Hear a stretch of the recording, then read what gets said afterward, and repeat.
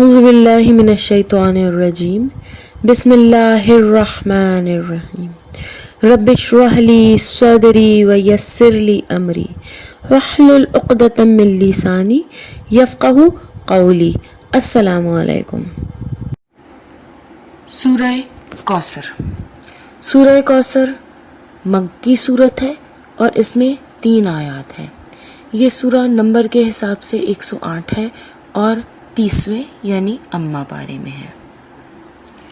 اِنَّا أَعْطَيْنَاكَ الْكَوْثَرَ فَصَلِّ لِرَبِّكَ وَانْحَرْ إِنَّ شَانِئَكَ هُوَ الْأَبْتَرُ۔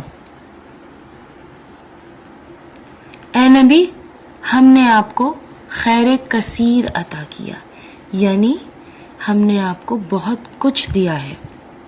کوثر کثرت سے ماخوذ ہے۔ اس کے معنی ہے کسی چیز کا اتنا کثیر ہونا کہ اس کا اندازہ نہ لگایا جا سکے۔ چنانچہ کوثر کا ترجمہ خیر کثیر سے بھی کیا گیا ہے۔ اور کوثر سے کے بارے میں ایک رائے یہ بھی ہے کہ اس سے مراد حوض کوثر ہے جو میدان حشر میں ہوگا، اور اس سے حضور صلی اللہ علیہ وآلہ وسلم اپنی امت کے پیاسوں کو سیراب فرمائیں گے۔ حضور صلی اللہ علیہ وسلم کو عطا ہونے والے خیر کثیر کی سب سے بڑی مثال خود قرآن مجید ہے، اور اس طرح ایک مثال حکمت بھی ہے جو آپ صلی اللہ علیہ وسلم کو اعلیٰ ترین درجے پر حکمت عطا ہوئی تھی، جس کے بارے میں اللہ تعالیٰ کا فرمان ہے کہ وہ جس کو چاہتا ہے حکمت عطا کرتا ہے، اور جسے حکمت دے دی گئی اسے تو خیر کثیر عطا ہو گیا۔ یہ سورۃ البقرہ میں آیت نمبر 269 ہے۔ اس کے علاوہ نبوت کے فیض، برکات، اسلام، صحابہ کرام کی کثرت ہے، اور اس طرح سے اس کا ترجمہ لیا جاتا ہے۔ چنانچہ اس آیت کا مفہوم کچھ یوں ہے ترجمے کے ساتھ کہ اے نبی، ہم نے آپ کو وہ سب کچھ کثرت سے عطا فرما دیا ہے جس کی نوع انسانیت کو ضرورت ہے، اور جو نوع انسانیت کے لیے ترہ امتیاز کامیابی کا باعث بنے گا آگے چل کے۔ فَصَلِّ لِرَبِّكَ وَانْحَرْ، پس آپ صلی اللہ علیہ وآلہ وسلم اپنے رب کے لیے نماز پڑھا کیجیے اور قربانی کیا کیجیے۔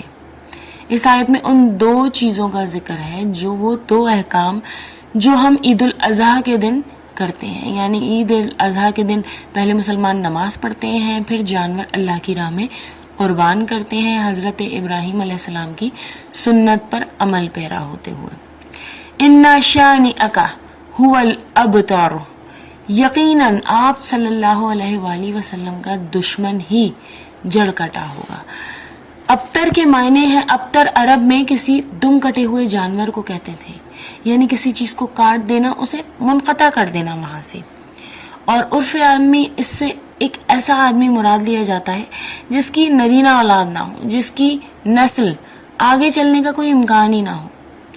یہ لفظ مشرکین مکہ معاذ اللہ ثم معاذ اللہ حضور صلی اللہ علیہ وآلہ وسلم کے لیے استعمال کیا کرتے تھے، جس کے جواب میں یہ آیت نازل ہوئی۔ حضرت خدیجہ الکبریٰ کے بطن سے حضور صلی اللہ علیہ وسلم کے اولاد پیدا ہوئی، پہلے قاسم، پھر زینب، عبداللہ، ام کلثوم، اور پھر فاطمہ اور حضرت رقیہ۔ تو پہلے حضرت قاسم کا انتقال ہوا، پھر عبداللہ کا انتقال ہوا۔ اس پر مشرکین نے بہت خوشیاں منائی کہ آپ صلی اللہ علیہ وآلہ وسلم کے دونوں فرزند تو فوت ہو گئے، بس اپنی زندگی میں ہی جتنی چاہے آپ تبلیغ کر لیجئے، آپ کی نسل تو آگے تو نہیں چلے گی،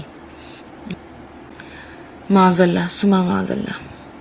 تو اس کے لیے ان لوگوں کو سنانے کے لیے فرمایا جا رہا ہے کہ آپ صلی اللہ علیہ وآلہ وسلم کا نام اور ذکر تو ہم بلند کر دیں گے، جس کی وجہ سے آپ کے نام لیوا تو اربوں کی تعداد میں ہوں گے۔ ہاں، البتہ آپ کا دشمن واقعی ابتر ہوگا جس کا کوئی نام لیوا نہیں ہوگا۔ اور بیٹیوں کی پیدائش کی وجہ سے اس سے بھی آپ صلی اللہ علیہ وسلم کا سلسلہ جاری رہا۔ الحمدللہ حضرت فاطمہ رضی اللہ تعالیٰ عنہا کو اللہ تعالیٰ نے جنت کی عورتوں کا سردار بیان فرمایا۔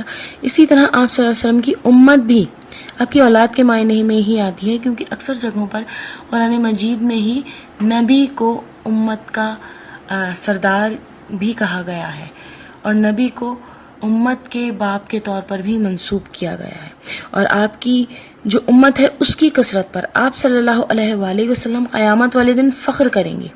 اس کے علاوہ آپ کا ذکر پوری دنیا میں نہایت عزت، احترام، محبت اور عقیدت کے ساتھ لیا جاتا رہے گا اور جاتا ہے، جبکہ آپ صلی اللہ علیہ وسلم کے بغض و عناد رکھنے والے صرف تاریخ کے صفحات پر ہی موجود رہیں گے، لیکن کوئی دل سے ان کا احترام نہیں کرے گا اور کسی زبان پر ان کا ذکر خیر نہیں ہوگا۔